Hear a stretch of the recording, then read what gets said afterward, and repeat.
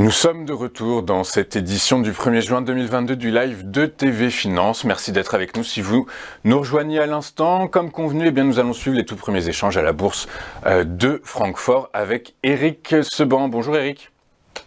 Bonjour. Bonjour, je vous remercie beaucoup d'être avec nous ce matin. Le DAX qui s'est affranchi à la hausse des 14 000 points, mais qui semble rattrapé par les incertitudes macroéconomiques et qui bute donc sur les 14 600 points. À quoi s'attendre aujourd'hui, Eric? Est-ce que l'analyse technique nous donne des indices? Alors sur le plan technique, non, pas d'indication particulière en dehors d'un signal haussier qui date de 15 jours qui est en train de se confirmer. Mais il y a encore beaucoup de résistances à franchir, des grosses résistances à franchir, et une situation de chartiste surtout qui pour l'instant ne donne pas d'indication forte sur la réalisation de ce scénario déclenché par un signal technique d'achat, bien sûr. Hein.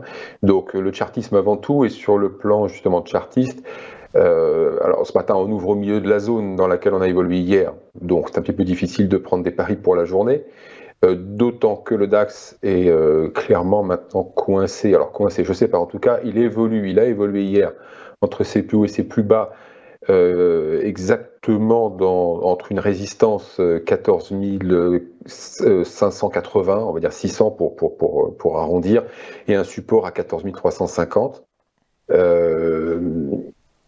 Alors, tant qu'on reste au-dessus du support, ça va, on a de bonnes probabilités de poursuivre, mais il va falloir s'affranchir de 14 650, et ça va être compliqué. Et surtout, pour que justement les indications de chartiste aillent dans le sens de quelques signaux techniques, eh bien, il va falloir passer 14 650 en clôture vendredi. Parce que si, on l'a bien vu déjà la semaine dernière, il fallait déjà passer 14 330, c'était un des deux scénarios dont je vous avais parlé. On était encore dans une tendance baissière non affirmée.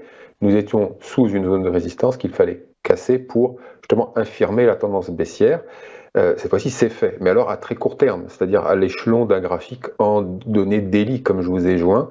Mais si vous regardez le graphique qui est en incrustation sur les données hebdomadaires, là, la situation, elle est déjà beaucoup plus sujette à question, parce que justement, nous sommes sous une résistance hebdomadaire. La zone marron que vous avez sur le graphique, c'est une zone de résistance hebdomadaire, et qui est une zone importante parce qu'elle est doublée d'une figure en double top. Nous sommes en double top. Lorsqu'on s'est arrêté lundi, c'était justement pile poil la zone de la résistance, celle qui a renvoyé les prix donc 250 points en arrière hier, et qui aujourd'hui fera peut-être encore résistance ou pas. En tout cas, si on passe au-dessus de cette résistance d'ici vendredi, ce sera une indication de chartiste, un signal de chartiste, que cette fois nous sommes dans une construction haussière, et même potentiellement dans un retournement de tendance haussière. Alors pour parler de retournement de tendance, là par contre il va falloir attendre un petit peu, et il va nous falloir d'autres éléments de confirmation, notamment, c'est ce que je vais surveiller, commencer à surveiller maintenant, c'est les volumes sur les actions, et puis quelles sont les actions, quels sont les secteurs sur lesquels se porte l'intérêt.